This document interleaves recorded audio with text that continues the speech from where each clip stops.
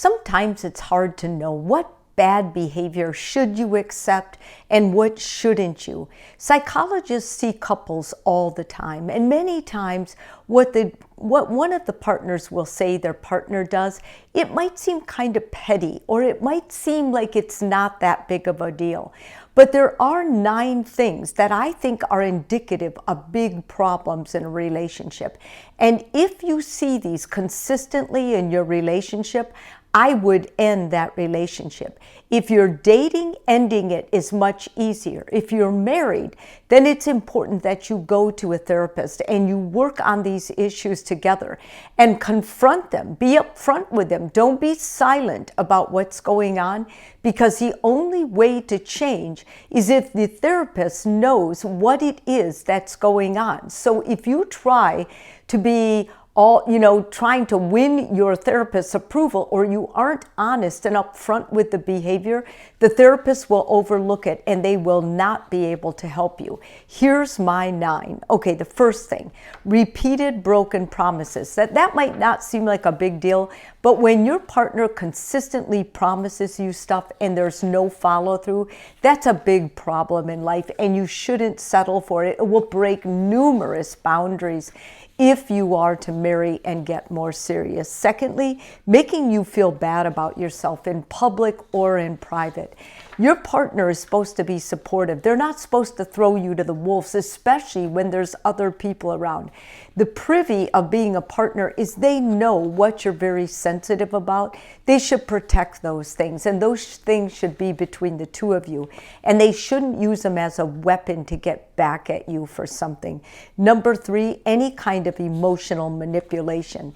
If your partner uses tears or uses other forms of manipulation to get you to do what they want, that's a form of abuse, and you should not accept it.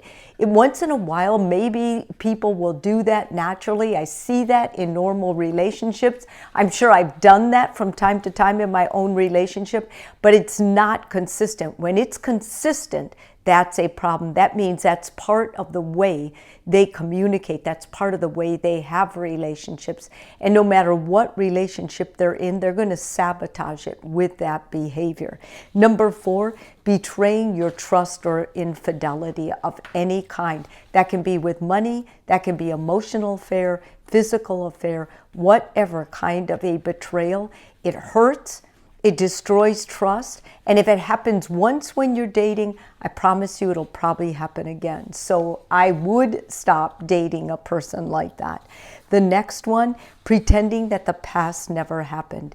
If they try to undo something they said or did that was very hurtful in the past, and they act like you're crazy if you bring it up, or that it never happened, can we just move on?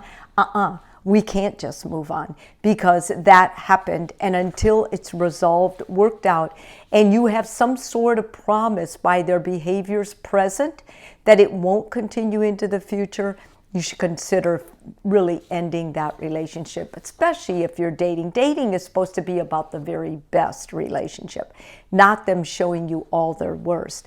Number 6, their refusal to take responsibility. If they're still blaming their past, blaming their parents, blaming an ex, whatever, that's a sign of someone who's emotionally mature. Waiting for a person to mature is the slowest thing in the world. And guess what? I know a lot of 50-year-olds that are still not emotionally mature. So forget about that. You can do better. Move on. If you're married, that is an issue you should bring up to your therapist. Cite examples if your partner can't confront it yet, and talk about it, resolve it, and move past it. Number 7, if they score keep or have a tally. If they're tit for tat, very bad sign. That's something they learned in childhood from their parents. It's ingrained in their brain. They're always going to keep score. That will probably not go away. Maybe with intense therapy it will. Maybe if they really put in the effort and they are motivated to change, it will.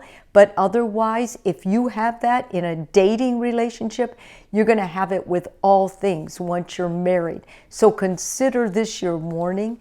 If you really love this person, if you're thinking about marriage, but they're a scorekeeper, you want to get that nipped before you get into a into a relationship that's for life, because they don't only keep score in the relationship, they'll keep score with other people that involve your family and close friends, and you really do not want that kind of behavior. It's destructive.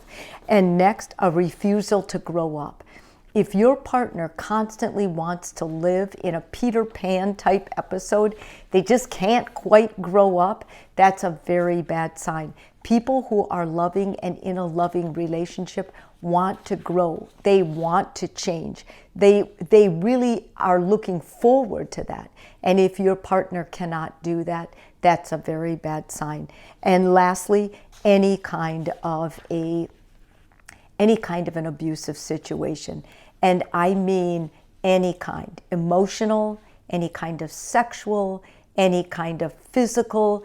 You are out the door. No matter if you're married, no matter if you're dating, no matter what. They do it once, they'll do it again. And their therapy is not your problem. They need their own therapy. So you take care of you. You take care of any children you have. And if there's a sign of abuse in your relationship, please don't accept it, and don't think you can love it away or they're going to grow out of it. They're not. It's a mental health issue. It's something they watched. It's something they learned in their family of origin, and it's not going to go away no matter what you do. You cannot fix this. They need professional help, so you get yourself safe and leave.